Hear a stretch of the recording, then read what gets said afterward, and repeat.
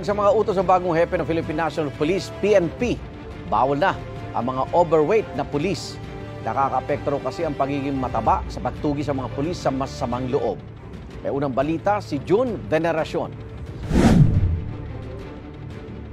Isa sa mga unang direktiba pag-upo sa pwesto ni PNP Chief na si Nicolas Torre III na dapat walang overweight na pulis. Ayaw niya siya nakakita ng ang taba-taba kasi kung ang role nga naman ng pulis ay tawag dito ay tumakbo, paano ka nga naman makakatakbo kung halos hindi mo na mabitbit yung sarili mo. Bago kay Torre, may mga naunang PNP Chief na rin ang nag-utos na bawal ang mataba sa hanay ng mga pulis. Pero sabi ng bagong liderato ng PNP, panahon na muling seryosohin ng mga pulis ang kanilang annual physical fitness test at disiplina sa pangangatawan, mababa o mataas man ang kanilang ranggo.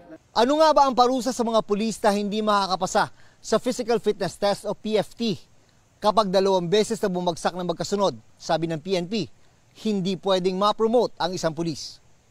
At kapag hindi na-promote, maaari itong mauwi sa pagkakaalis sa serbisyo sa pamamagitan ng tinatawag na attrition. Yung mere appearance mo na medyo malaki ka, ika nga ay halos pumuputok na yung iyong uniforme, yung physical appearance would somehow make an impression anong klaseng pulis tayo meron. Bukod sa maayos na pangangatawan, gusto rin ito rin na maging sharpshooter ang mga pulis. Bagaman mahigpit ang kanyang bilin, nagagamit lang ng baril bilang final option. Ang laki-laki ng target paper mo tapos nasa labas lahat ng putok mo, nagmi-miss ka, ay parang hindi naman ata katanggap-tanggap yon bilang police post. Ito ang unang balita.